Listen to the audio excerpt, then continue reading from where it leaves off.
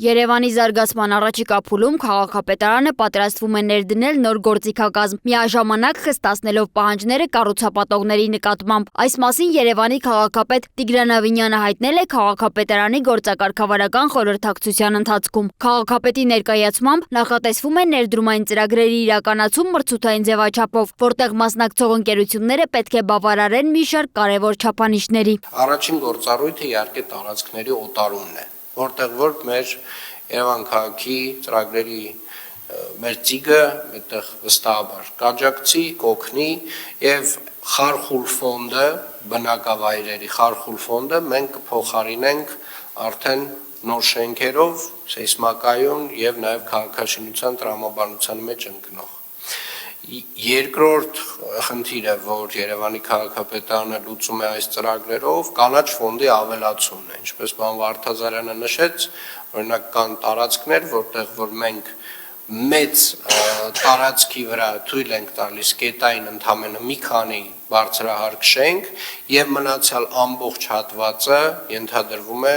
մեծ հատված ենթադրվում է, որ պետք է համալրվի կանաչ ֆոնդով։ Այսինքն բոլոր այս ծրագրերը իրենք ինչ որ մի փուլային տրամաբանությամբ դրվելու են մրցույթի եւ մենք պարբերաբար անդրադառնալու ենք դրանց, շատ կարեւոր է նաեւ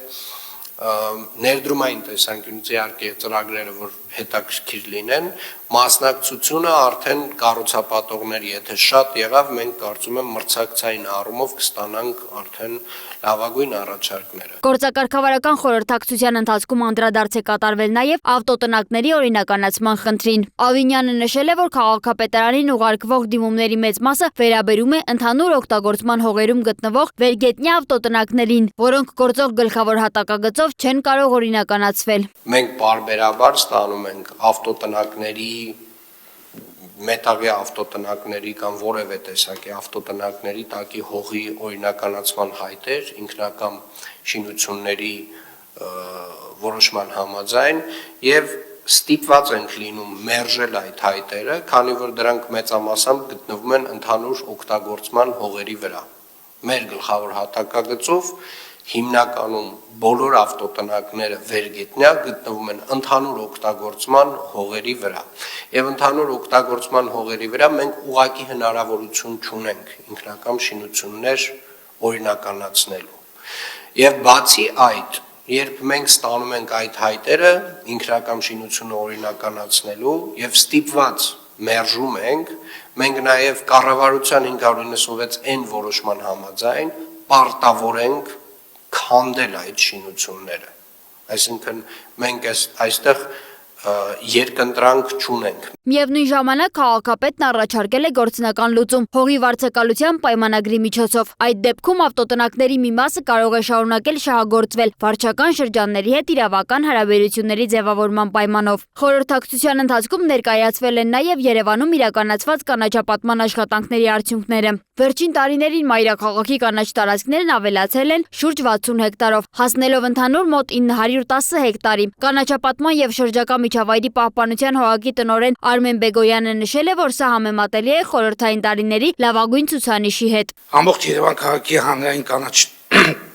տարածքներում իրականացվել են ոռոգման, մաքրման եւ հնձման, թփերի ձևավորման աշխատանքներ։ Վնասատուների դեմ պայքարի միջոցառումներ իրականացվել են 162 փողոցներում եւ 820 բակերում։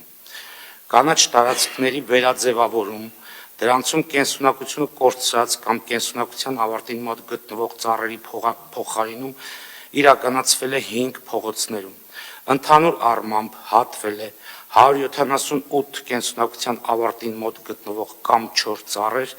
որոնց փոխարեն տնկվել է 267 ծառ։ Նա նաև հավելել է, որ այն հատվածներում, որտեղ կառուցապատման պատճառով հնարավոր չի եղել վերականգնել նախկին կանաչ գոտիները, իրականացվել է փոխհատուցում այլ վայրերում կանաչապատման միջոցով։ Ավինյանն էլ նշել է, որ վերջին 3.5 տարվա ընթացքում ձևավորված կանաչ ֆոնդի ծավալը գերազանցում է դրան նախորդած 2 տասնամյակների ընթացքում ստեղծված կանաչ տարածքները, իսկ առաջիկայում քաղաքապետարանը նպատակ ունի այդ ցուցանիշն էլ ավելի մեծացնել։ Նիստում քննարկվել է նաև ձնամաքրման աշխատանքների հետևանքով առաջացած խնդիրների վերացում։ լուծումը։ Ձմռան ընթացքում օգտագործված շուրջ 12,000 խորանարդ մետր աղի եւ ավազի խառնուրդները լուրջ ազդեցություն են ունեցել ճանապարհների վիճակի վրա։ Արդեն մեկնարկել են մաքրման աշխատանքները, որոնք նախատեսվում է ավարտել մոտ 15 օրվա ընթացքում։ Զուգահեռաբար իրականացվում են փոսալցման աշխատանքներ ամբողջ քաղաքով 1/1 ինտենսիվ ռեժիմով։ Հաշվի առնելով, որ այս տարի մեծ ծավալի աղ ենք օգտագործել, նաև դա բերել է իր խնդիրները ճանապարհների հետ կապված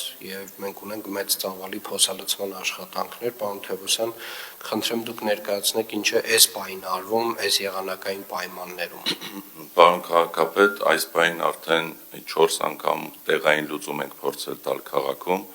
եւ շաբաթ-կիրակի օրերին կսկսենք բուն փոսալցման աշխատանքները։ Նիստում անդրադարձ է եղել նաև օդի որակի մշտադիտարկման արդյունքներին։ Օդի չափման սարքերից ստացած տվյալները թույլ են տվել արձանագրել սեզոնային փոփոխություն, հատկապես նոյեմբերից մարտ ընկած ժամանակահատվածում։ Կարևոր է մարդածին գործոնների ազդեցության հստակ տարանջատումը ապագա քաղաքականության մշակման համար։ Քաղաքապետի խոսքով օդի աղտոտվածության խնդիրը տարիներով կուտակված մարտահրավեր է եւ դրա լուծումը հնարավոր է միայն տվյալահեն, թափանցիկ եւ հանրության հետ բաց հաղորդակցման քաղաքականության միջոցով։ Սոնա Գիշյան, Free News, Ազատ լուրեր։